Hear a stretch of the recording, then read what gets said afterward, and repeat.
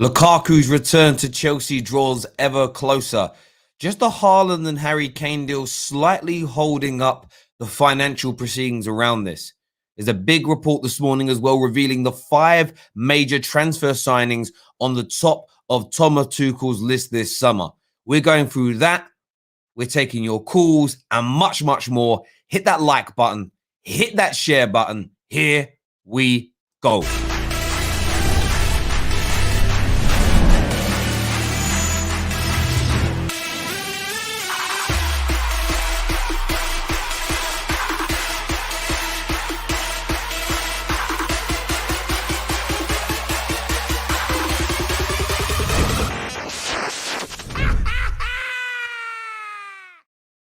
Morning and welcome back. I hope you're all having beautiful bank holiday weekends, whether you're here in the UK or anywhere else around the world. It may not be bank holiday where you are or a national holiday, but I hope you're having a wonderful Monday morning. We're here as usual. We're here to give you the stories. We're here to give you the opportunity to have your say. And I'm telling you this now. If I was a Chelsea fan, I would be so excited right now. Legitimately so excited right now. Everything is it's one of these things for me. I feel like everything is looking very, very good. The delay, the delay in the Lukaku deal simply because Inter Milan are trying to increase the price. That's what it comes down to. You're going to see a lot of noise in the next few days talking about how Inter Milan are now desperate to keep him, how Inter Milan have no desires to sell him. That isn't strictly true. Now, if they could sell 2 or 3 other players and raise the money in quick fashion, remember they have to make a payment very, very soon. That may happen. We know Lukaku is actually happy out in Inter Milan, but there was a big cause for concern that if Conte left, he would be going. Chelsea are trying to sign him. What Inter Milan are trying to do right now is raise the money. They're trying to raise the bid for Lukaku from Chelsea. Why are they trying to do that? It's very, very simple indeed. Very, very simple indeed. Think about it in this way. The reports were that Chelsea were willing to pay 120 to 150 million pound for both Haaland and Kane.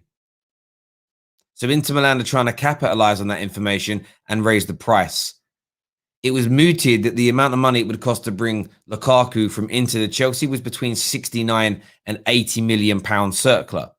Inter Milan are trying to drive that price up. So I wouldn't be surprised this morning or in the next few hours if you start to see some stories from some big transfer gurus that Inter Milan want to keep him. They want to build the team around him, how they're going to cancel any prospects of him leaving. And remember, deals in the end may not end up going through. Deals in the end can fall through.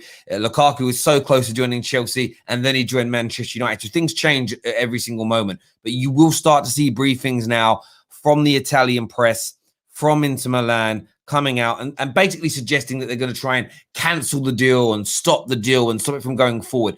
But the agreement between Lukaku and Chelsea is practically there on personal terms.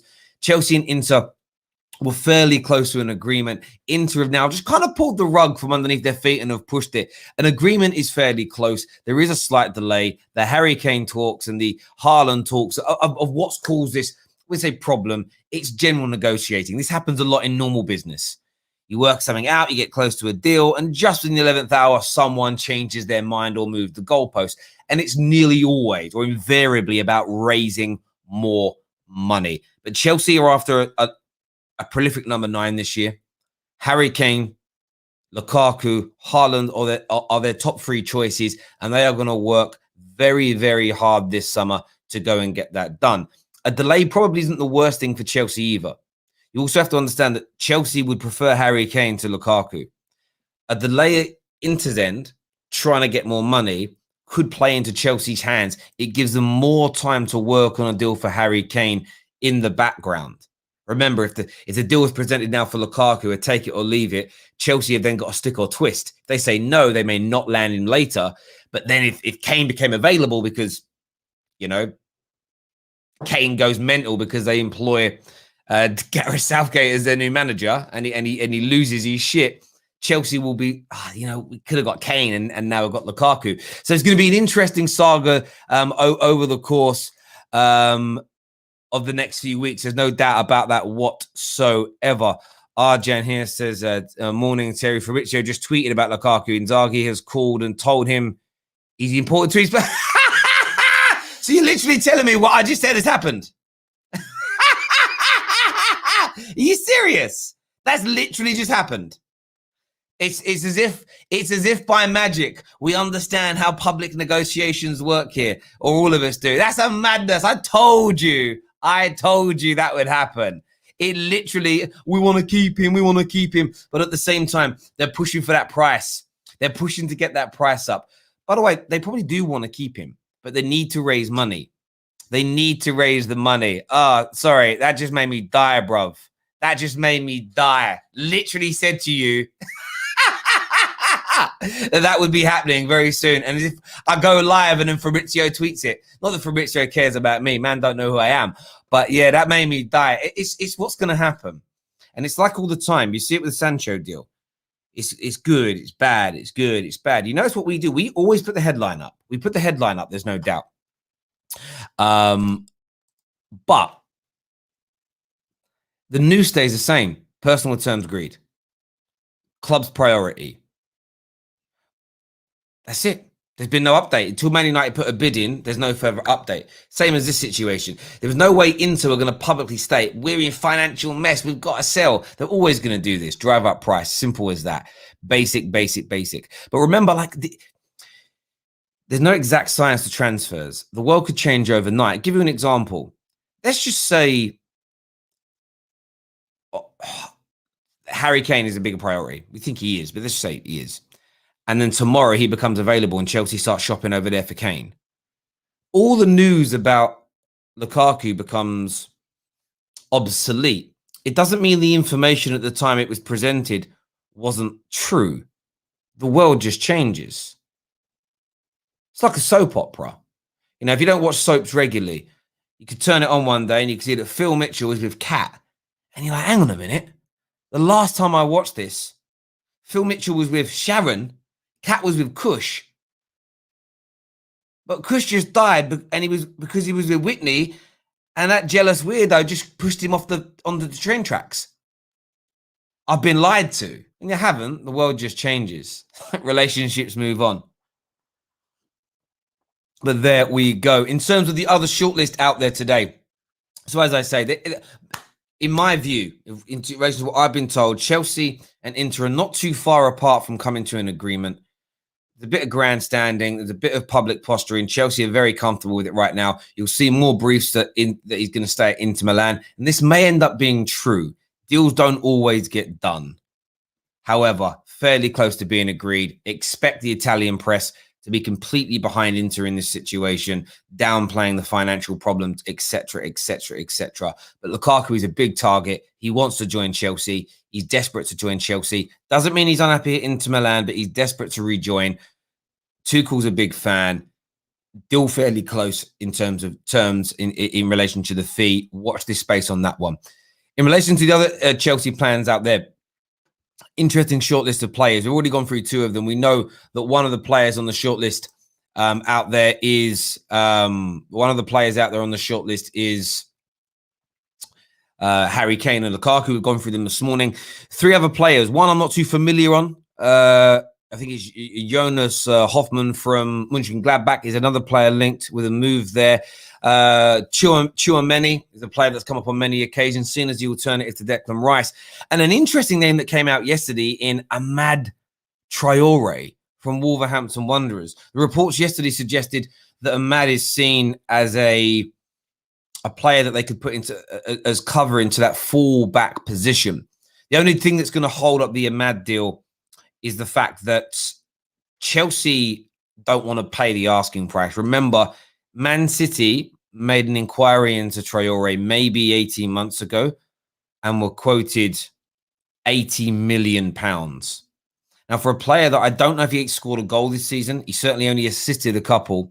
There is no way, shape or form Wolverhampton Wanderers are getting, in my opinion, half of that valuation they placed upon his head 18 months ago. Definitely one of those examples of you should have sold and struck while the iron was hot, because it's cooled down somewhat. But Chelsea fans, a link to Traore, Tchouaméni, Kane, Lukaku, and Hoffman from Mönchengladbach. Would that represent a good summer in your opinion? To land a top striker, some youthful exuberance in the middle, some good cover from somebody like Traore. I'm not going to speak on Hoffman because I don't know much about him or if anything at all. So it would be very, very disingenuous and rude of me to start giving opinions on players that I don't know and don't understand. We're going to share the link for you to call in and have your say this morning. We've just put it now. Remember, there's a little chat box on the Discord server that's for StreamYard call-in links. I've just posted it in there now. Go and check that out and come here. And as I've said, the big Lukaku news. Everything is pretty much where it needs to be from a personal terms point of view. Chelsea want him. He wants to join. Inter need to sell. Inter Milan are going to start posturing, grandstanding, and publicly negotiating to get the price higher because they feel that Lukaku is closer to Haaland and Kane than the quoted transfer amounts represent. £150 million Chelsea said they were prepared to pay for Kane. But yet only 69 to 75 million pounds has been put forward for Lukaku. They're trying to drive that price up. You'll see a lot of links from the Italian press starting to state that no deal is going to happen. They're going to keep him. They're going to cancel deals. Would I say that's a complete lie? No. No, but it's certainly public negotiations, no doubt about it whatsoever. We're going to go to your calls this morning. Do me a big favor and make sure you're smashing that like button for us. Very, very important to the Football Terrace that you get that done. Big Thomas Tuchel video coming out later on today as well. First up on the show with me this morning, Abs is here. Morning, mate. What do you want to say? All right, so there's a couple of things I want to say about the transfer. So first of all, Jonas Hoffman. For those of you who don't know, he plays as a winger and he used to play for Borussia Dortmund when Tuchel was still their manager. And what he is he's a bit like, he's quite versatile. He's got a bit of, skill about him. He's good at, crossing the ball as well. So I know that's why Tuchel wants him, because if you think about it, we don't actually have that many wingers because Ziyech isn't really a winger. He's more of like a free roam number 10. And the only real wingers we've got are Pulisic and Hudson-Odoi. So bringing another wing, especially if we're planning to change formations or go over a different dynamic next season, which you're going to need to do if you want to compete for the league and stuff like that, then, it's almost important. So I think Jonas Hoffman's a very good transfer, and the quoted fee is about £30 million, so it's not too bad. With strikers, and, especially from, the bigger clubs in Europe, if you think about it, Terry. Yeah. Although we've won the Champions League, I do think there's one downside to it in terms of most of the big clubs in Europe aren't going to be as willing to sell their players to us, or they're going to try to raise the price, because you've got to remember, some of these teams, they may have ambitions themselves of competing for the Champions League next year. And what's the point of strengthening the team that's already won the Champions League so that they could potentially go win it again as well? So obviously, we've got a load of money for in the Champions League, and I think getting in a striker like Lukaku, Kane or Haaland, Kane would be the number one target, is probably the best way of looking at it. Not to mention a DM. I think Kessie from Milan would be a great option at DM as well. So, yeah, that's what I've got to say. There's a lot of stuff out there. There's a lot of rumors that are out there. And yeah, while you were talking, I just read the Fabrizio tweet, and I'm not surprised. Inter's new Inter manager Inzaghi has called Lukaku in the last few hours. The club confirmed the intentions to keep him as a key player. But remember what's being said there. So Chelsea fans, what people will say is their intention to keep him. That means the deal's off. But think about intentions to keep him. They've reached out to him in the last few hours. Of course they're going to do that because it makes sense to. If they ring Lukaku and say, listen, mate, we need the cash, we're getting rid of you. And then Chelsea pull out. This is the point here. This is why sometimes people think that transfers, everybody looks at transfers as almost like a binary transaction, like two moving parts. There's multiple. If Inter Milan publicly sort of express their willingness to let him go because they need the money, and then Chelsea land Kane and they walk away from Lukaku, they've got to manage a player who is deemed surplus to requirements. So Inter will make it sound 100% the whole way like they want to keep him until an adequate bid comes in. Equally, the other end of the spectrum, Chelsea are going to keep pushing to get that price down, but they might walk away should a bigger or better option come in? I think people have got to be aware of that. It's why clubs have shortlists. This is how these things work and operate. But Chelsea is certainly going to have a big summer. There's no doubt about that at all in my mind. Abs, thanks for coming on as ever, mate. Really appreciate it, buddy. Top man. Next on the show, Andrew's with us. The Winter Surfer is here. How you doing, mate? Yeah, all good, Terry. How are you? Yeah, I'm good, mate. I'm really, really good. What do you want to say, mate? I always like this time of the year after the season starts, the transfer window comes. I love reading the stories, but listen, I've listened to what you say. I always think that the personal terms of players are always like the first bit that are agreed so quickly. Like with your mob, with Sancho, they probably had that personal terms agreed like for over a year. It's just waiting for them to agree a price. I want Chelsea to be super aggressive in these negotiations, and I want them to be aggressive and also quick with them. I want them to have them, whoever they want, whoever Tuchel wants, I want them set up and ready to go on the first day of pre-season training after the Euros, so that we have no messing, so he can work who he wants to work with. If it's Harry Kane, if we go, let's just call their bluff. Let's just go and see it. How much do you want? 150, 180? Let's just do it. Let's just put it down and see what Spurs are like. See if they can respond to that. With Lukaku, I'm happy with Lukaku. I think he's improved, and I know what Inter are saying. They're just trying to probably just wait and get themselves set up before so they can appease their fans. But the one that came out of blue was Adama Traore. I have no idea where that's come out from, because he hasn't. I mean, is it one assist this season or something over a year or something like that? And at right wing back as well. I mean, we play Cho at right wing back. He provides more than Traore. I thought the same thing, man. I legitimately thought the same thing. What I thought about was, where I look at Traore as a good option is, say you do let Cho go. Say there is an element where, and this is where things fans have got to be grown up. Maybe Cho sat down with Tuchel, like, where do I sit in your plans? And it's your third choice in your preferred position. Well, can I leave then?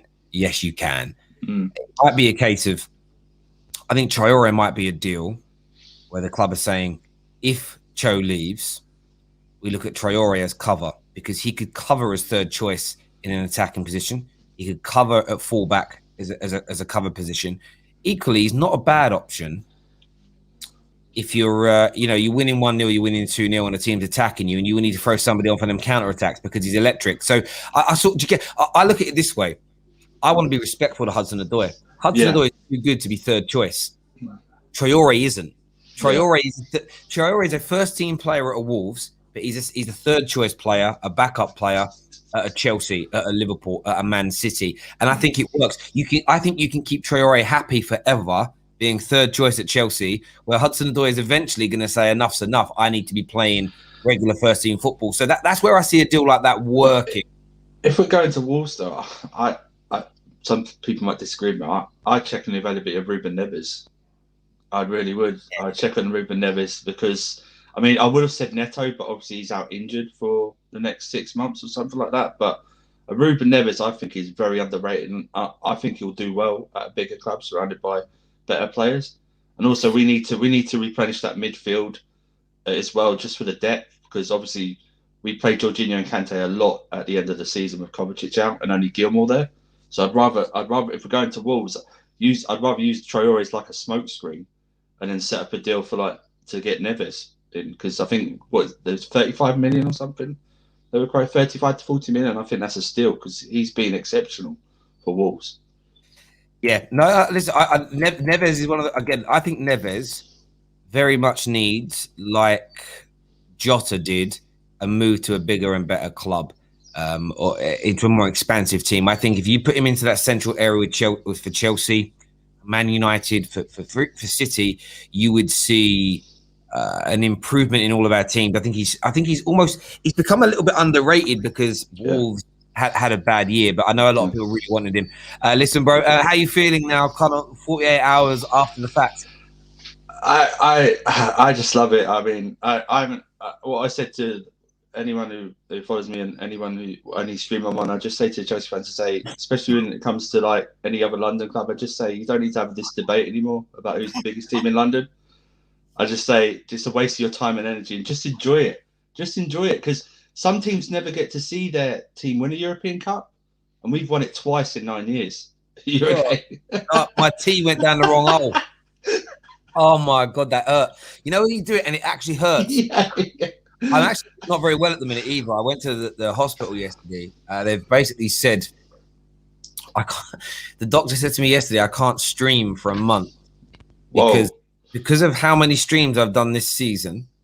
They looked at my vocal. I basically damaged my vocal cords through the streaming I've done, the amount of time I'm talking, and they said you really should take a month off. So I said okay, and I've come home and I've streamed.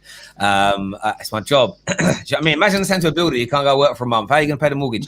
There we go. Yeah, and then I just swallowed that tea down the wrong hole, and it hurt like I can't believe. So there we go. Listen, Winter Surfer, I appreciate you coming on, mate, and having your say. Cheers, buddy. No problem. Thank you very, very much indeed. Ladies and gentlemen, make sure you're hitting that like button and share button. This is, I've just looked at Fabrizio's tweet again, and this is my translation to Fabrizio's tweet from Inter. Chelsea offered £150 million for Kane, but only 69 for Lukaku. Nah, bruv, we want more. That's essentially what Inter Milan are doing today. That's it. That's what they're doing. And we have to listen. And Fabrizio's reporting on what he's been told. Fabrizio's amazing. It's not a slide on him, but it's the fact that we know what they're doing here. Darren, Matt, Ahmed, all to come on the show. But first up, Pav is going to be here. Morning, mate. How you doing? I'm all right, man. You? Yeah, I'm very, very well, thank you. What's on your mind, bro? Yeah, I mean, it's probably good to see other clubs trying to, get deals done, yet we've got our fan base celebrating Tom Heaton. Like, I'm kind of waiting for your video on that, Terry, man. You know what I mean? Do you know, it's funny. Gargantuan signing, bro.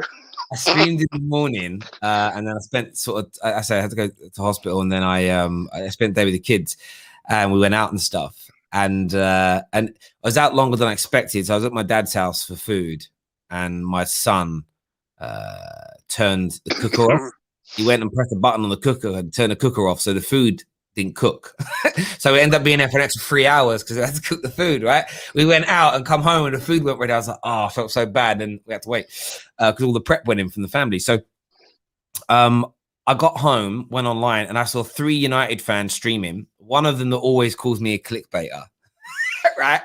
And his headline was United signed a complete first done deal of the summer.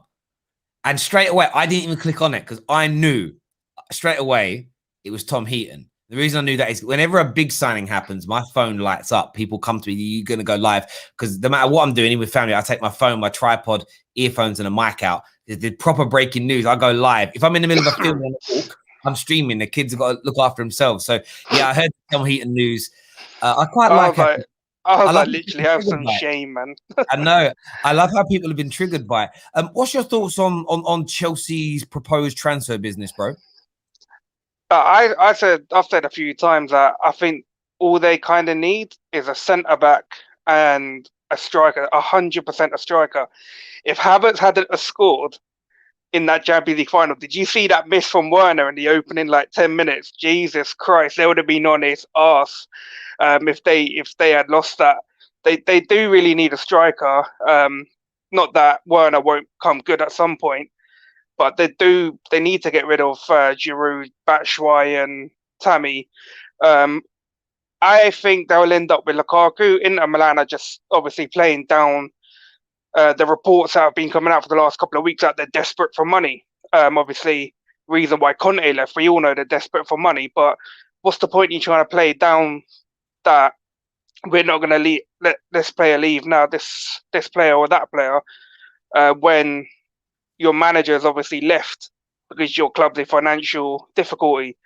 So I think they'll end up with them. Harry Kane, on the other hand, I can't see him going to Chelsea. I don't think there's going to be any business done between the two clubs. A centre-back, 100%. You see Thiago Silva, many times he's been injured throughout the season in mid-games. And I still don't think Christensen and Zuma are Tuchel's first choice. Rudiger, it probably is. But I think they do really need a centre-back. And I hear some of the Chelsea fans talking about wingers. I think if you get rid of Ziyech or Pulisic or Shaw, then they'll probably bring in a winger. But I think they have to get rid of one of those 3 as well. I hear you on that, bro. Listen, Pab, thanks for phoning in as ever, mate. Really appreciate it. Good points No being worries, made, man. as always. Top, man. Viewers, make sure you're hitting that like button. We need more of it on the terrace. That like button needs to be hit. Just do it as a sign of support for the Football Terrace every time. Ginger Fury, by the way, Ginger Fury, DM me. Your name came out the hat. You have won a football shirt of your choice. So send me a DM so we can get that sent out to you. D1, actually, I'm not going to reveal where he lives, but he lives quite near me, actually. I was surprised I got the address. Like, it's down the road, you know. But he says here, surely Sancho to United will pick up this week. As Joel Glazer has a fans meeting, he'll want to go in with good vibes. The Sancho deal, again, I know what's going on with Sancho. Well, so I know. I've been told by a source I trust that you're going to start to see on the channel very, very soon, very, very regularly. Deals in motion. Our done deals are nearly complete. And it's purely about structure, but we'll go into that on another time. But yeah, you'll see that news start to pop up. You'll get a little bit of a lull after the end of the season, and then it's boom, boom, boom. Comment here says, we need a DM, and I want us to sign Chouameni. What an amazing young player for very cheap. I hear you on that. The cost is there as well. Hello, Don. Hope you're well, my friend. Hope you're good. A few people here not happy about the Lukaku deal. A lot of people don't seem to want Lukaku in the comment section. Why? Phone in, have your say. The link's now available on the Discord server, so go and check that out. Terry, why are players allowed to agree personal terms while still in contracts at other clubs? Loopholes, bruv. They don't actually sit in a room with the execs of Man United and agree on personal terms. But it's like this, bruv. Say me and you legally can't talk for whatever reason. If I chat to KJ and KJ speaks to your best friend in a restaurant over dinner, they can agree. Oh, there's a spider on my camera, you know. Just sliding down. Look at this. It's only little. Let's see it. Let's see a little money spider there. Say it's good luck. Anyway, that's all my hands. So get rid of it. There we go. Look how tough I am. I touched a spider live on the air, you know. Alpha Steel. There we go. Listen, we're going to get Darren on to have his say with us this morning. Morning, Dazza. How you doing, mate? Morning, man. Oh, my voice is gone. My voice is gone. From 2 days ago, my voice is still gone, man. Oh, I bet. yeah. I bet. Have you checked in on KJ? Because KJ has looked thoroughly down in the dumps now. But KJ hasn't chatted to me yet, man. I don't know. No celebration, talk, nothing. Nah, I see how it is. But nah, shout out to Ladimus, Oscar, Jem, Slens, Father, Lambs. I went straight to the bridge. As soon as he went straight to the bridge.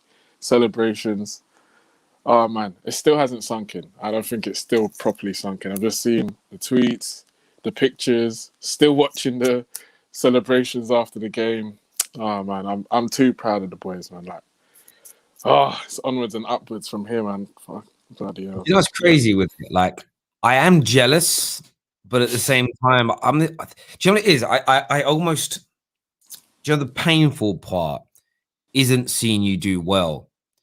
I'm someone who's motivated by other people's successes. Although if you speak to enough people in the out there don't know me, which is a weird thing to do, speak to people that don't know me about me, they'll kind of tell you that there's often this view that I'm quite bitter about other people's success in life, but actually it's the contrary. I'm motivated. If I see a YouTube channel hit 1 million subs, it energizes me to work harder. If I see someone, you know, we've got Jess who comes on, does the Arsenal stuff with us. She's done a deal, you know, a podcast taken on by a company. That just nothing but joy.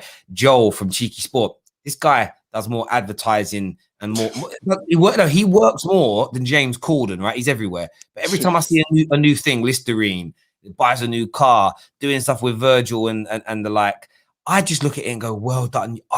Not that I want that as such, but like I'm gonna go away, work harder. When I see someone's podcast level up, better cameras, better mics, better guests, I'm like, I want to level up.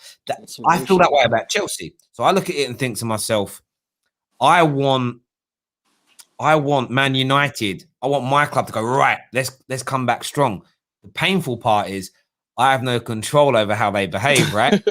Like my personal mindset is, okay, you done that. Watch what we do now, bruv. Let's go. Like all's fair in love and war. It's friendly rivalry. Yeah, 100%. And then I'm like, but my club ain't gonna do that. Fuck. Do you know what I mean? It's horrible. It's horrible, man. No, honestly, I felt the exact same way towards like Man City, and I get that Man U fans couldn't really feel that way because of your owners. But with City, I always said, even before the game, somebody said something like, "Oh, who would you rather be? Would you rather be City right now or like Chelsea in their position?" And I was like, Chelsea. We have the young players. We have. I looked at our team and I can see us like going for the next like 10 years. Whereas I look at City, the Fernandinho, who arguably should have started that game, he's aging. He's about to go. David Silva just left. Aguero's leaving. They're coming to the end of an era, and they couldn't capitalize on that bit. So obviously it's City. They're still gonna come back and do their best. But I look at Chelsea. I was like, we got this. We can do this. And now, winning this Champions League with the players not even in form, guys like Timo Werner, nowhere near his best. Havertz, this is not his best season. This was mediocre from nearly all our attack. But now we have all the options to go forward. Absolutely. And when you won your Champions League, it was at the end of an era. So you had the back-to-back titles, and then you had the 2010 title, and then you won the Champions League. So it was all in that kind of process. Great teams have to win Champions Leagues, in my opinion. So the core group there, and interestingly, the core group of City is starting to change. Aguero's got. You think about all the greats, the Agueros, the Silvers, the companies. None of them have won the Champions League with City, and this isn't about attacking their club, but you can't be remembered as a true great. If you think about the best Chelsea and Man United and Chelsea, in my opinion, in the Premier League era, are the only teams with the genuine greatness because they've won Champions Leagues. Like in the Chelsea team, if you go on from here and do nothing else, you win nothing else major, I wouldn't call you a great team. But if in the next 5 years you win one more Champions League and 2 Prems and some domestics, it becomes a great side because you've dominated domestically and in Europe. And I think that's the thing for me. Like Man United had 2 teams that did that, like where European and domestic success happened. We then had that team that kind of won 2 titles in the last 2 years of Fergie, but there was no European success. So I don't consider them a great team in that same way. So I use that same logic, to my own club. And I think when I look at Chelsea, the scary and sobering factor is just as you've said, it's young. The average, when you take away 2 or 3 of your old players, the Aspies, Thiago Silva, and there's the other old guy there, Giroud. Giroud, yep. You take them out of your starting 11 stroke bench, your average age drops from, I think, 25.4 years down to like 23.8. Yeah, that's 3 years until those players hit their peak, bruv. It's crazy. And you know what's mad about it? Again, if it was Man United that did what you did on Saturday, we would look for a fairly simplistic summer.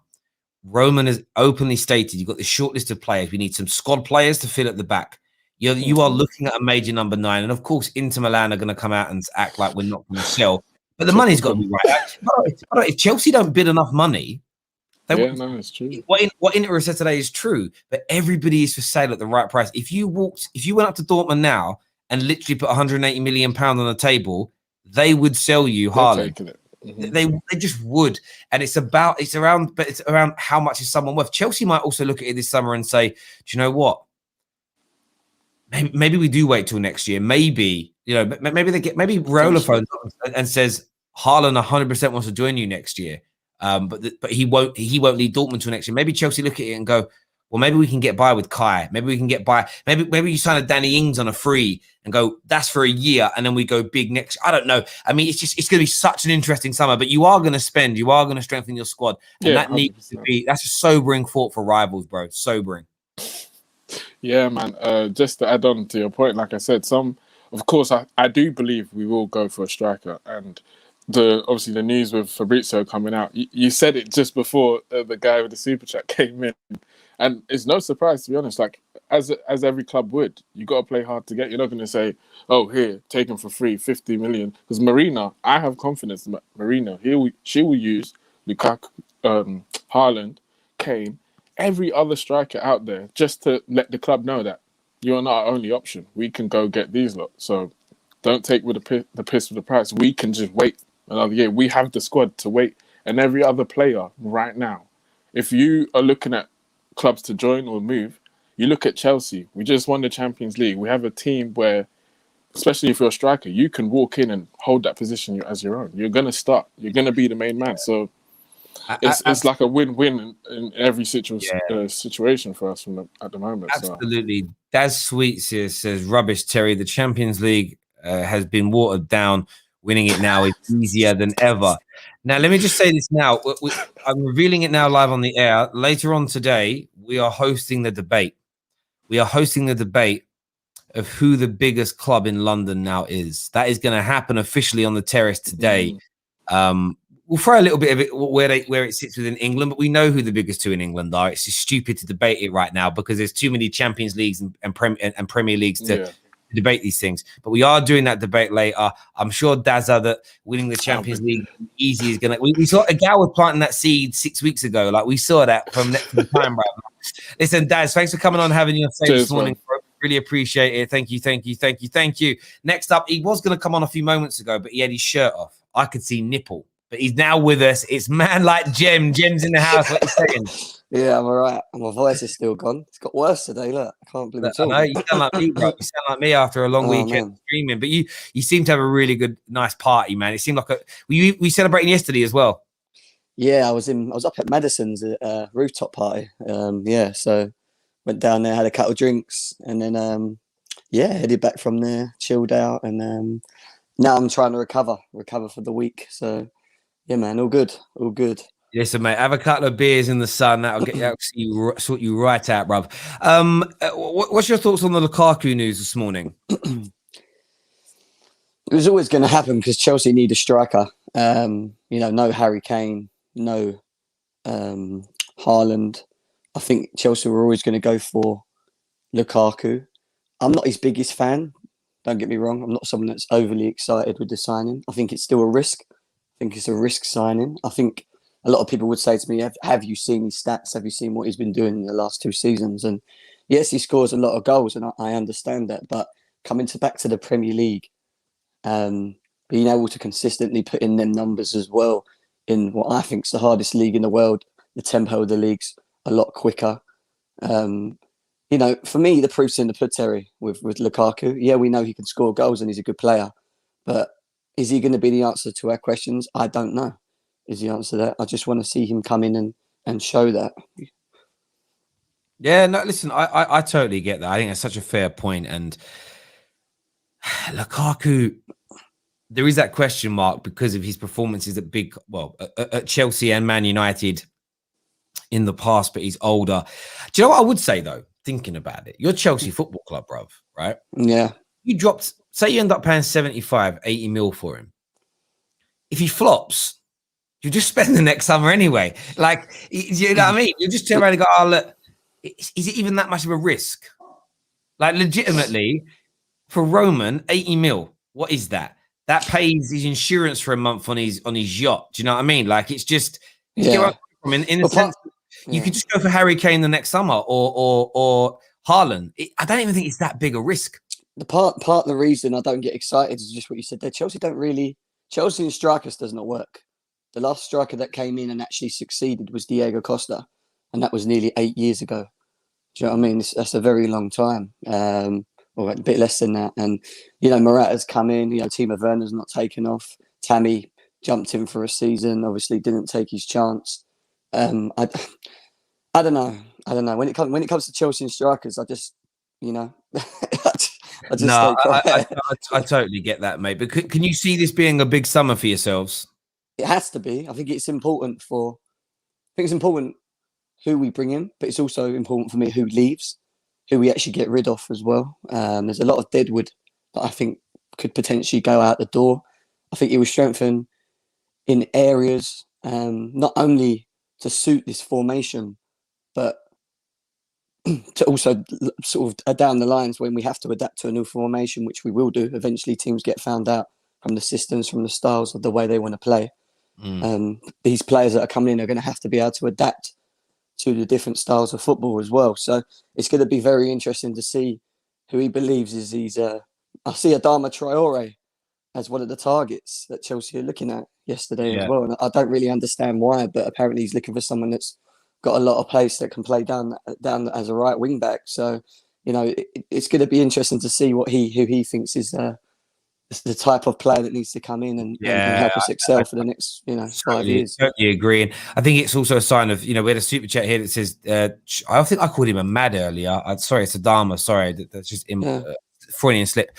Linked with Chelsea doesn't mean Sancho is going to Man United. Chelsea fans, you know how much I respect your club on this channel. I don't throw stones when you're doing well because you're doing well. But Chelsea, spoke about this the other day.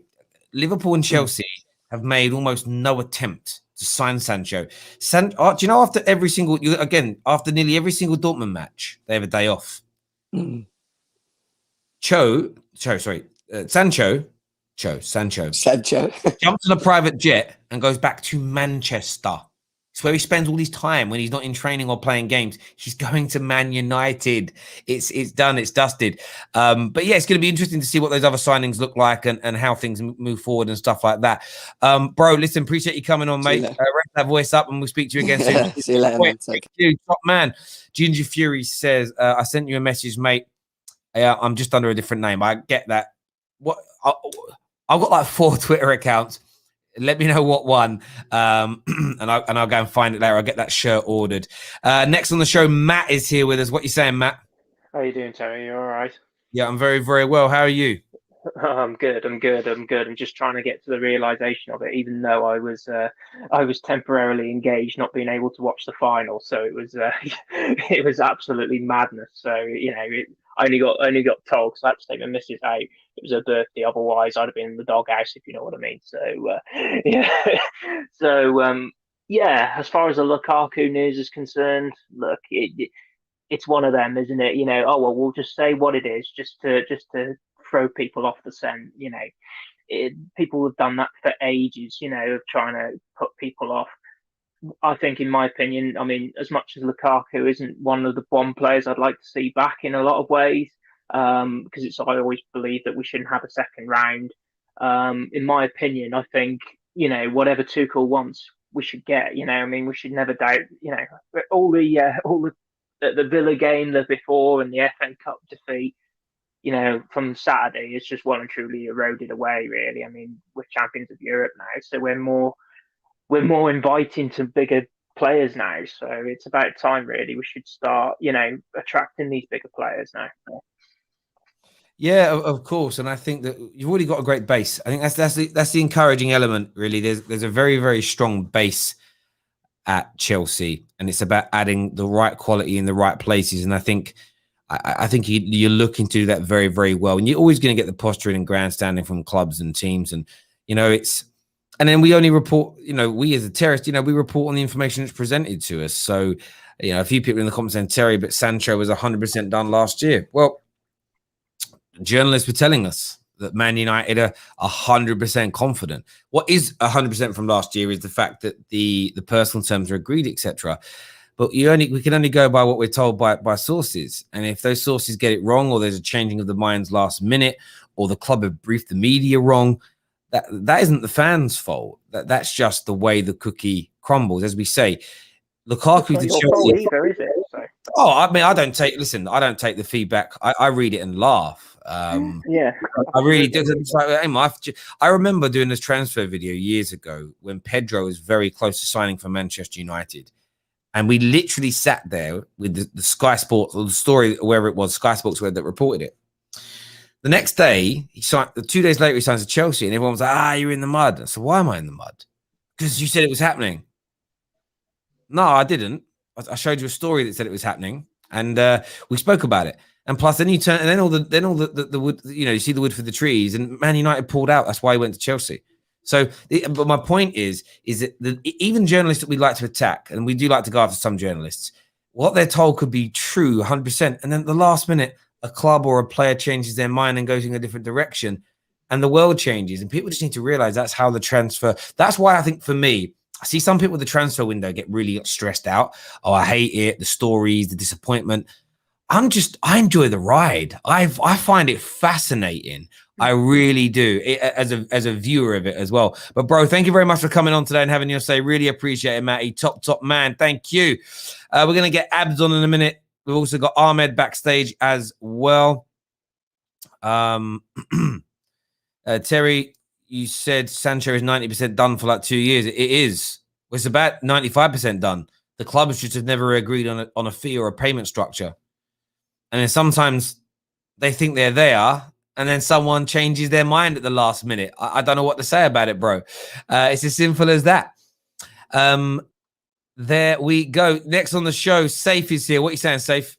Yo, Terry, what's up? You good? Yes. What do you want to say, bro? What I want to say is I want to call you out, and I want to call KJ and Nick.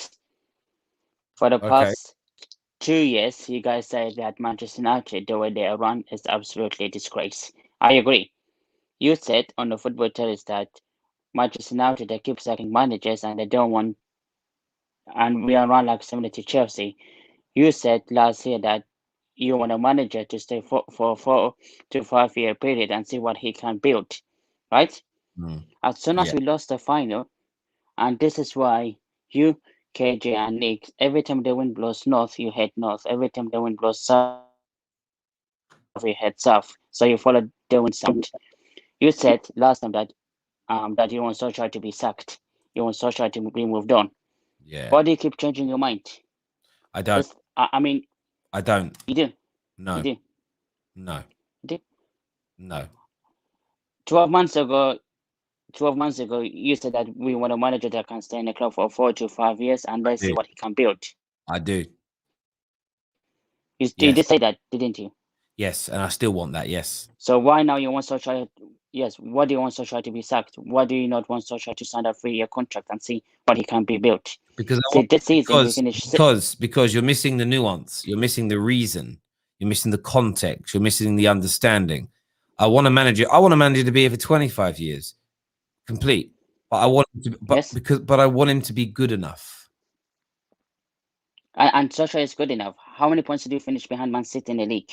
6 points? 8 points? In my opinion, he isn't good enough to win Man United the trophies. So I agree with you.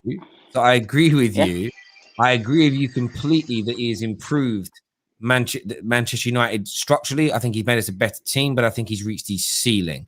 The difference is you are wrong. You're wrong because we finished You're wrong because we finished 6 points behind Manchester City this season. No, you're wrong. We finished 12 points, you moron. Yes, 12 points, but okay, in the mud. But if it wasn't for the draws we had here, and if it wasn't for the players' mentality in the head, we could have won that league title this season. It's facts. It's not. Listen, the players are part of the problem. There's no doubt. Safe. The players are part of the problem, but the manager is part of the problem. Like I said before, listen, the manager cannot be the part of the problem. Safe, what it is, bro? Safe. You conflate 3 or 4 issues. Yes. Of 3 or 4 points into one argument, and it becomes murky and confused. I don't just want us to sack managers willy-nilly and change our direction of course as a club each time. But I am happy to sack managers if the plan remains true and consistent. One of the things, I tweeted about it yesterday. One of the things I find really disrespectful towards Chelsea Football Club is even their own fans stating that sacking managers is why they're successful. It's part of it, but it's because there's a structure. There is this is how we're going to play. These are the players and profile we're going after. This is the club expectation of what we want to win. And they bring in the managers to drive that ship in that direction. Man United don't do that. Every time we've sacked a manager, we've gone back to port, we've broken the ship down, we've built a brand new ship, and then gone off in a different direction to a different destination. That is the problem I have. So when I say I want a manager to remain here, I'm talking about building something. When that manager reaches the end of his tether, you continue on that journey with a new captain, with a new manager, with a new leader. That's the nuance that you're missing. You're just hearing, I want a manager sacked or I don't want a manager sacked. It's not a simple. That is key stage 1 football, and it's too basic, bro. It's too basic. Okay, let me tell you 2 steps here, right? Mentality, it comes from the place. It doesn't come from the manager. People are nervous. No, wrong. Comes from the football. It is true. It comes from the football club. And do you know why? Do you know why Chelsea succeed with their process, which includes getting rid of managers? Because the expectation is to win Premier Leagues and Champions League. Anything below that is sackable. Right? Okay, Man United, okay. change the manager, change the players, change the sponsor, whatever you change. The standard is to reach the top 4. That's why we're not where they are. It's a club mentality thing. But Safe, I appreciate you calling me. Wait. Oh. One more thing I want to say to you, right? Sorry. Yeah, go on, One bro. thing I want to say to you. At the end of the day, is the players should perform. Their manager will give their tactics, and the players should perform on the pitch. The other thing I want to say, let's say we sacked Oli this season, right? And we brought on, let's say Zidane. Who told you that Zidane is going to make us get closer to a league title? You are again missing my point. As much as I think Oli has come to the end of his tether, I am not overtly excited about a new manager until our club changes its internal runnings, its internal standards, and our internal operations. Until those things are changed and we are run like an elite level club, sacking the manager won't work either. So I'm caught between a rock and a hard place. Sacking Oli or keeping Oli, for me, the result in the medium to long term is going to be the same. It's why it is wasted energy, and the Glazers should be our only focus. And instead, Safe, you spend all your money on clothes and merchandise from Man United. You are feeding the problem, my friend. But thank you for calling in as ever. So much. Top guy. Thank you. Listen, up on the show next. Glad to have this man back on the football terrace. It's a man like Kai. What you saying, bro? Hey Terry, good morning. Morning, mate. How are you? I'm come on, man. I just won the Champions League 2 days ago. You know, the only reason I came on, is to say I told you so. I told you so. So many people came to me and they're like, "Oh, but Lampard is a legend. We should give him more time because he was a good player." Fucking bullshit. He was just because he's a good player. That's a completely different role. And people were saying the circus continues. The circus continues. Another major trophy to the thing, man. Another major trophy to the pile of trophies, man. And people are complaining. They said, "Circus. I'd rather be in a circus like Chelsea rather than be in a circus at Manchester United." And I know you agree. Like the way that you guys run the club, mate. 100. Do you know what's interesting, right? I've always said this. Sometimes I've looked at some of the decisions. I feel like the first sacking of Jose, the sacking of Ancelotti, I felt like if you'd have kept those managers a year or so longer, you could have gone on to win a lot more with those coaches. But at the same time, you might not have done. So it's this case of, I now look at it and reflect after. I probably studied and been a lot more involved with Chelsea Football Club in the last 2 to 3 years doing the football terrace than I was prior to that. I speak to a lot more Chelsea fans. I listen to a lot more about what's going on. And listen, I'd much rather. I used to think I wouldn't want Chelsea's ownership because he was too ruthless. My mind over the last year to 18 months has changed because what I've realized is that the club has got this approach and this direction, this journey that it's on, and the head coach is just a cog in that wheel. And with him or without him, the club moves forward. And actually, in the modern day game, that's far more sustainable than building a club around the ideology of one man, a Fergie or a Wenger. And Man United keep operating in that way. We are always going to fail when it comes to this rotation of coaches. And I think it was just learning to understand that. And I have. But yeah, you absolutely killed it. And listen, the Lampard, we've got a video dropping later. You'll enjoy it. Trust me. The opening 3 minutes I made last night, you're going to love it in relation to Can I say one more thing? Can I say one more thing, Terry? Of course can. I told you, Liverpool fans. I told you your 15 minutes of fame is done. Maybe when they change the Premier League name again, you guys get another title, man. But yeah, we match you with your Champions League, and we have more Premier Leagues than you in the last 5 years. Good luck to you guys. Thank you, Terry, for having me on, man. No worries, Kai. Top man. Thank you, buddy. Nice to have you back. Nice to have you back, my guy. It's nice having Kai on. I miss that guy. I miss his opinions, actually. I miss him. Speaks with chest. Next on the show, man like Abs is here. How you doing, bro? I'm good, big man. How are you? Yeah, I'm very well, thank you. Very, very well. What are you here to say? Yeah, firstly, watching the Champions League and obviously looking at how Chelsea have run, Man United, like, as much as, like, I know me, you, all Man United fans agree Oli is not the one, I still feel like we need to complete our squad. Watching Chelsea made me realise that you can put any manager in that Chelsea squad, there's such a balanced squad from top to bottom, and the only thing they're missing is a striker, and they're going to get that sorted this summer. if you look at United, we've still got too many gaps for me to worry about our manager. Once we fill those gaps, if Ollie's messing about, okay, chop him off, get Zidane, chop him off, get Conte, whatever, because we've got the squad to do it. I just feel like there's still too many gaps in Man United. You know, Chelsea, even Liverpool, Man City are just superiorly more well run. Yeah, and that's where, like, you know, Safe. Listen, I do respect. A lot of people saying Safe's been on this show for like 5 or 6 years, and I respect him. But it's like, I want to say this in the right way. I sort of feel like people always get bogged down on singularities. Sack Ollie, keep on. You know, do we need better players or not? It's a case of everything. And like I said before, like people, all I saw all day Saturday and all day yesterday was Man United fans say, see, if you sack your manager and bring in someone better, you can win. It's like, you're the same man who organized either organized, participated in, or advertised the Glazer out protest recently because you were singling out that they were the major problem. If they're still here running it in the way they have been for the last 8 years, why do we think a better manager will make us better? Better players will make us better. But when it comes down to achieving brilliance on a regular basis, it's still not going to happen, in my opinion. And I think we need to wake up and realize that. And Chelsea should be the blueprint for that. They are run impeccably. Roman ain't celebrating no noodles deal. Roman ain't celebrating second. Roman ain't giving anyone a new deal for that. We do. And until that changes, the sacking of a manager isn't going to. And do you know all that would happen? I kind of get that people. And I know Zidane has spoke quite candidly about why he left Inter. You look at Poch wanting to walk away from PSG.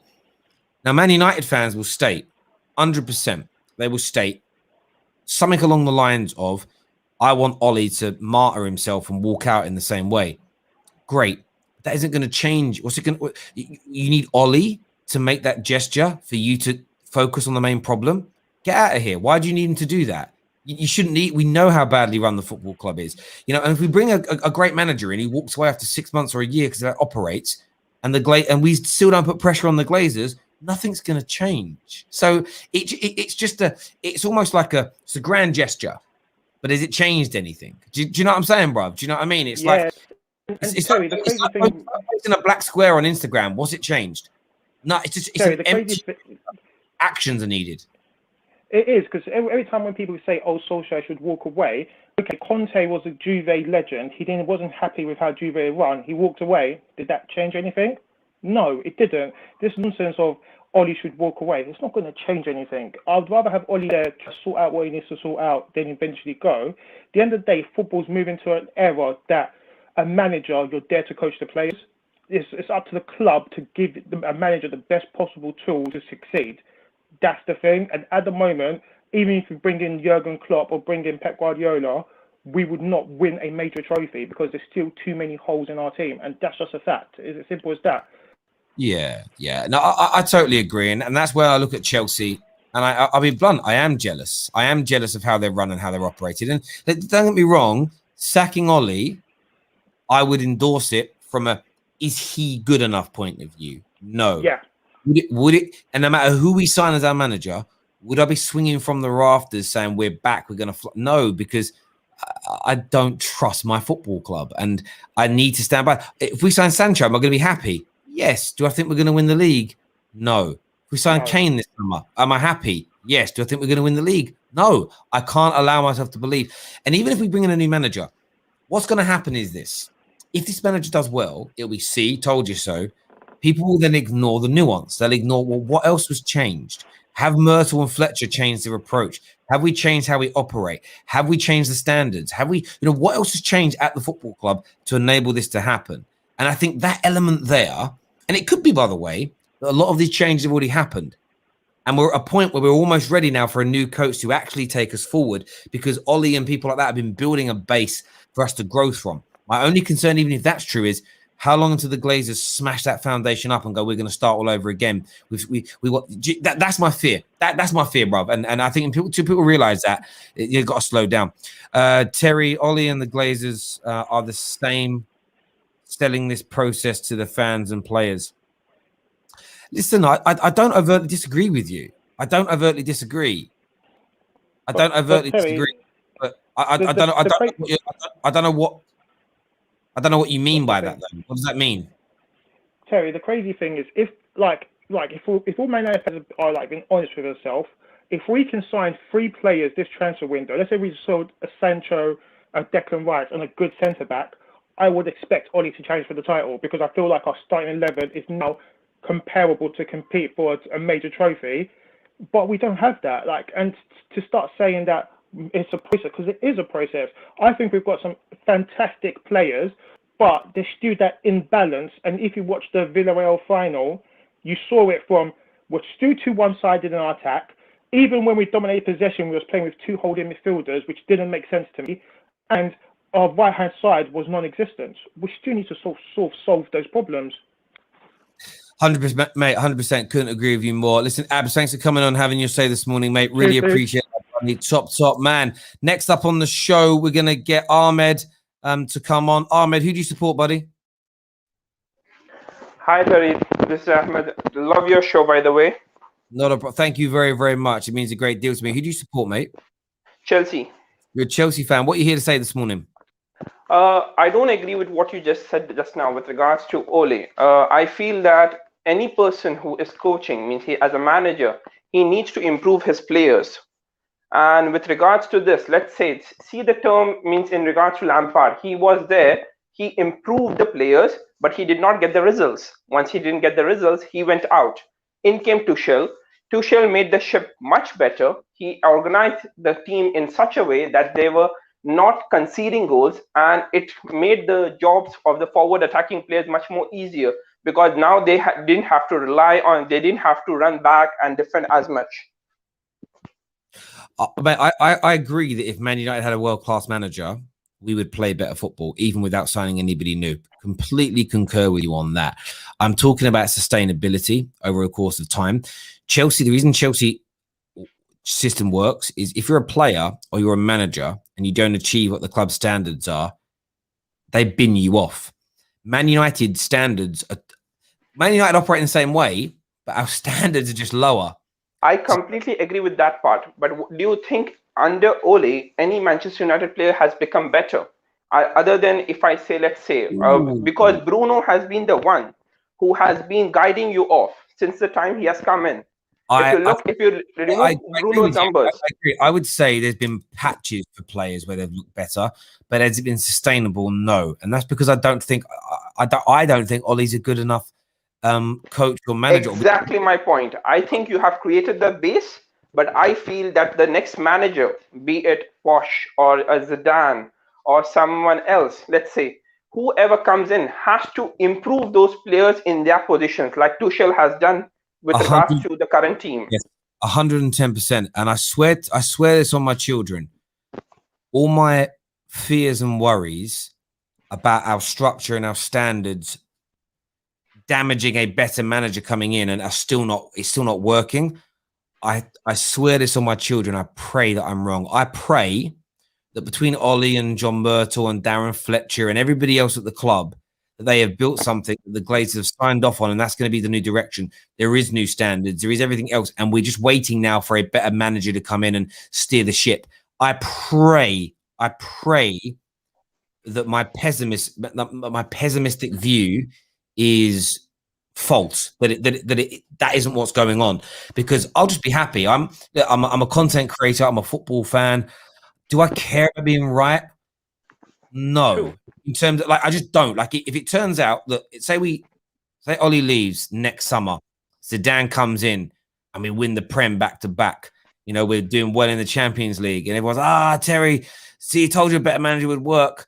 I'll be like, I'm so happy. You won't see, I'm not going to kind of hide under a rock and be like, I didn't think it would work. I'm sad. I'm just going to celebrate. I want it to work.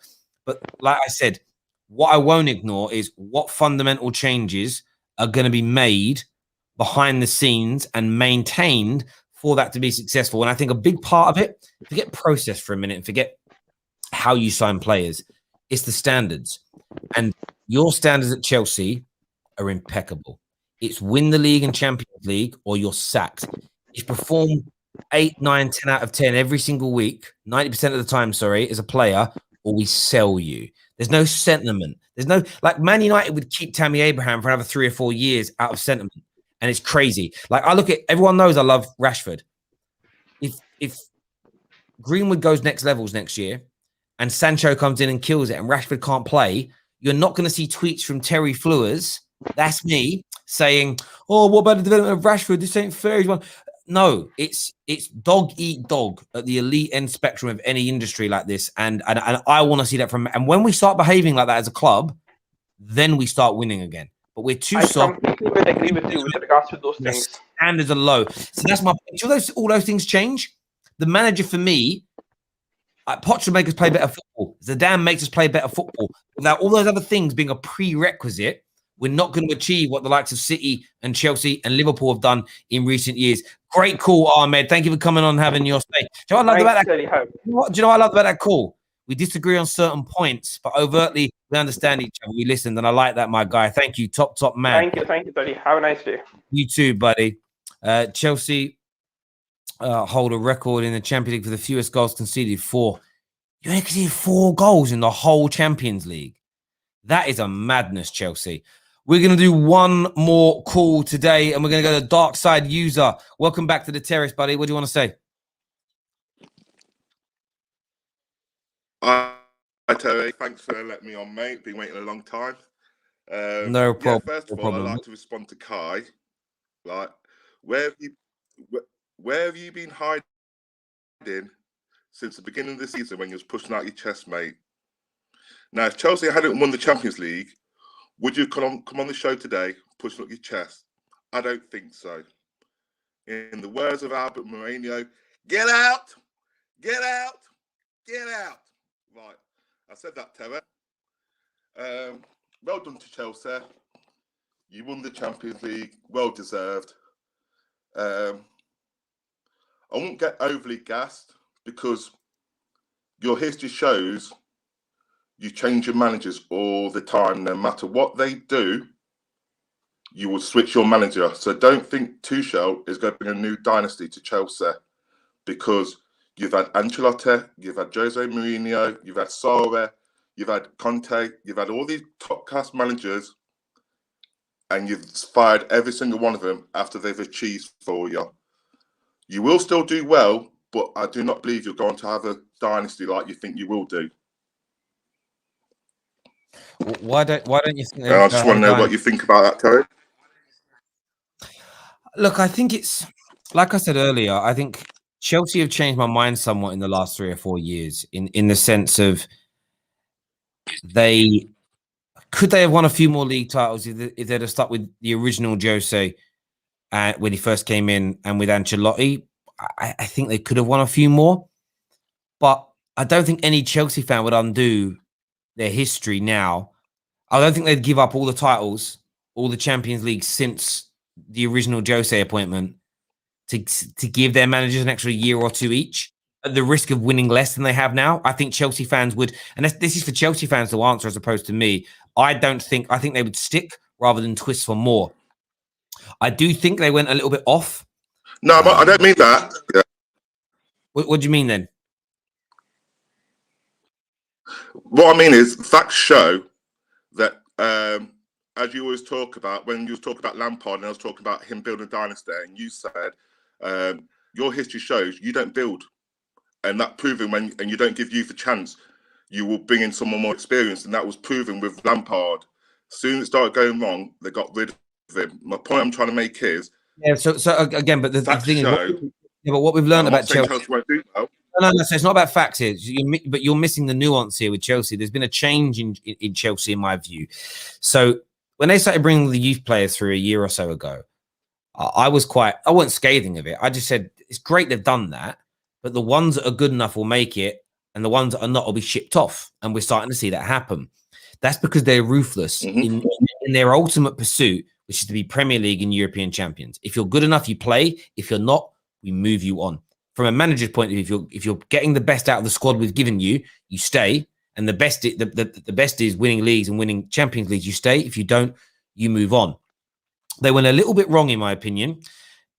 Conte situation, maybe with Sarri a little bit. The recruitment wasn't quite right. They'd also changed direction. The sort of the Jose Conte approach to style of football to Sarri was night and day, and it took a little bit of time to change and adapt the way Chelsea played football, the way they moved the ball, the way they operated as a football club. But it was the idea behind this was to elevate the academy players that they wanted to start to introduce at the same time, because the academy players are growing up playing a very open and expansive and pretty style of football, where the Jose Conte era of Chelsea was a lot more pragmatic in its approach. So there had to be this conduit, this kind of in-between.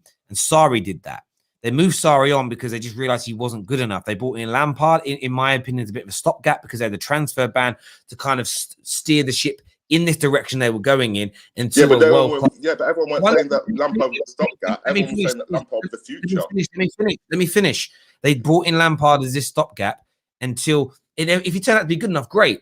And then when they realized he wasn't, and Lampard's issue wasn't his tactical approach, it was his ability to manage people.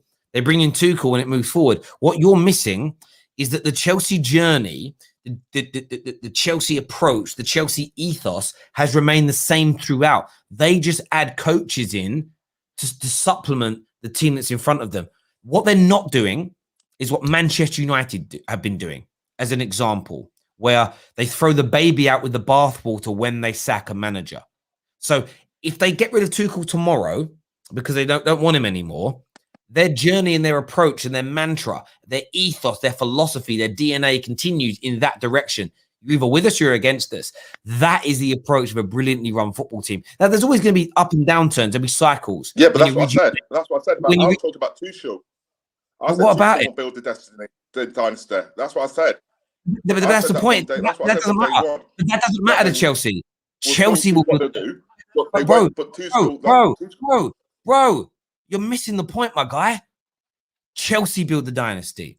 The same as Bayern Munich. That's what I said to you. I said Tuchel. But they're not Tuchel fans. That's what I said. I said Tuchel won't build this destiny. Dynasty? What they're. No, but Chelsea will. Pardon? Chelsea will. They're Chelsea. And they're Chelsea fans. They're Chelsea fans. Bayern Munich build it. I said Chelsea will, but I said the fans are talking like Tuchel. Well-run teams build. I'm talking about Tuchel being there. Build their own dynasty, build their own history. The managers and players are just a part of it. And you know what? If Tuchel does well for another wins in the Prem, and then the following year doesn't, they'll sack him. They'll bring in somebody else who'll continue that journey. That's what I said from day one. But what's wrong with that? But that's what I said from day one. That's what I said from. I didn't say nothing wrong with it. I did not say nothing wrong with that. What my I don't get it. I was trying to make I don't get it. I don't get it, bro. I don't get it. But so what if they sack him? Chelsea haven't changed. Like people say that Chelsea. But no one said. Who said they've changed? What I'm trying to say is the way the Chelsea are going on about. Well, you said they've changed the development and all this, but they haven't. Because Chelsea will sat and do what they have to do. They haven't changed in any shape or form. No, they'll still win. Hang on. We go back. What did I say they've changed? Yeah. What did I say they've changed? Their philosophy. Everyone was saying at the beginning of the season with Frank. Everyone was saying at the beginning of the season with Frank Lampard that he was in and they're going to develop players and X, Y, and Z. And as soon as it started going wrong, Frank was gone. And that's no. They'll give you the chance. Chelsea's will give you the chance. They'll give you the tools. But as soon as it goes wrong, you're gone. That's Chelsea's philosophy. They've changed. We'll give you the money. We'll give you the tools to succeed. But the minute it goes wrong, or even if you do succeed, you have no credit in the bank because you'll be gone the next season. Hang on. That's Chelsea's model. You're conflating two different points again. So do that. Let me explain. Chelsea's standards have not changed. Win or bust for the managers. Win the big prizes or you're gone. Players perform to this level or you're gone. Mm-hmm. That's there. The philosophy that changes the style of football, the kind of profile of player that they're buying, in my opinion, since the end of the Conte, beginning of the Sarri era, we have seen a changing in this in terms of how they try to play football, more progressive, more modern, more in sort of the 21st century, if that makes sense. Youth players being reintroduced to the team. That's changed. but the overarching standards surrounding it haven't. Yeah, but I agree. I didn't say that. Let me finish. Let me finish my point. Let me finish. I don't. Let me finish. Dark side user, stop interrupting me. Let me finish my point. I don't understand. I don't understand why though. I don't understand why you've phoned up and you're criticizing that. It makes no sense to me. There's nothing to criticize.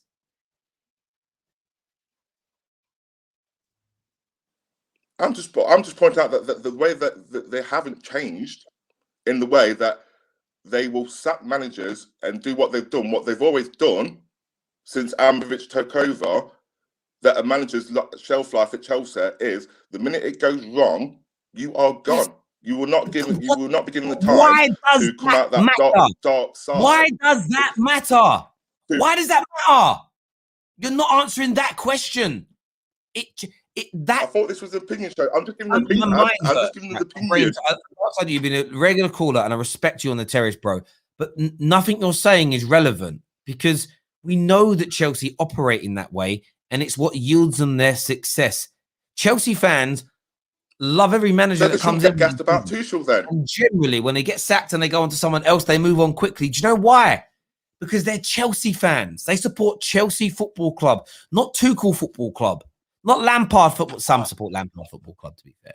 But they don't support Jose Football Club, John Terry Football Club, Drogba Football Club, Big Phil Football Club, AVB Football Club. It is Chelsea Football Club. And they know, of course, even the best run clubs make mistakes, but sign the wrong players, appoint the wrong director of footballs. Everyone makes mistakes because we're run by humans, right? But Chelsea Football Club, the owner has one thing as his key desire: win, win, win, win, win. It's the only currency that Roman Abramovich deals in at the football club. And do they get it perfect? No, but nobody does. But 2 Champions Leagues in a decade, a couple of Premier Leagues, and they've had a shift in terms of footballing philosophy in that time as well. And they've now got, this is the point, they have now got this young, talented, technically gifted, hard-working football team being led by a world-class manager. And do you know what? In 18 months, if Tuchel's failing, they'll bring in another world-class manager to take this brilliant squad forward. For me, there's no criticism of Chelsea to be had here at all. Listen, Darkside user, thank you for calling in and having your say. I appreciate that a lot, mate. Grey Wolf Dinner here said Chelsea have broke a new defensive record, only 4 goals conceded in the whole Champions League. Thank you, Lampard, Tuchel, and our team. I love how the thanks. Lampard started it, I suppose. Does Lampard get a medal? Does he get a medal? I'm just asking. I'm asking for a friend. Zion is with us now. What are you saying, Z? Clear one, Terry. Yeah. Just to say that what the other guy was saying. To be honest with you, it's the Chelsea way. Let's be real. I mean, Chelsea's always done this. They've always sacked managers and they've won trophies after they brought a new one. So it's a system that, and like a philosophy that Chelsea run by now. Everyone should know that now by now. I'm sorry. Roman, he's a serious businessman and he wants to win trophies. Let's be real. He's not messing around here. So he did that, with Grant, and then we brought in Di Matteo and they won the Champions League. He's done that with Lampard, club legend. So, I'm not surprised. And some of these fans, shouldn't be surprised that why are Chelsea doing this? This is not the right way, but it's getting us trophies. We're winning trophies. We're being elite. So there's nothing else to them. And just like, some of these guys need to, wake up and, learn that no matter what happens, it's not going to change. Roman's not going to, keep one manager for like so long. If he sees something failing, he will make a change. 110%, and he's bang on right for doing that. He really is. Thank you for calling in, mate, and having your say. Really appreciate that. Top man. And as I say, Chelsea are not impervious to making mistakes. As Roman always appointed the right managers, signed the right players, appointed the right directors of football, technical directors. No, of course. Have they gone down the wrong path sometimes in terms of managers and players? Yes. But the overarching standards of the club have remained. They rectify those mistakes because their overarching aim is to be Premier League and European champions. That's it. That's all they care about doing, is achieving those 2 things in the cold light of day. Arsenal, Man United fans should wake up to that. We're not there. Liverpool have got that approach. City have got that approach. They are in the grand scheme of things, they are well-run football clubs. And if Man United and Arsenal will run as well as they are, no doubt in my mind that they'd be winning major trophies and titles as well. There's no doubt about it at all. Listen, everyone who's tuned in this morning, thank you. We are back. Got a big Thomas Tuchel video coming out later on today, so keep your eyes peeled. And then we're having a big debate later tonight. Who is the biggest club in London? That's coming tonight on the Terrace. Now, just want to say a massive thank you as well. The Chelsea Champions League winning match reaction show is officially the biggest match reaction show on the history of the Football Terrace across all platforms. So, of course, we're partnered with Snack and it's shared everywhere. 221,000 individual unique views, not total numbers, individual people clicked on their devices and watched it. And vast majority watched over 20 minutes of the show as well, which is just, for me, humbling to say the least. So massive thank you to each and every one of you. And as we said, next year, big changes to the Terrace, but you still being at the heart and soul of it. Studio, I can't wait. I'm in it tomorrow to start doing it up. Can't wait. My dream coming true. So can't wait, people. And thank you all for making it possible. Please make sure you subscribe, you turn on the bell notification buttons as well. But until next time, take care of yourselves. Goodbye. God bless. And we'll see you all again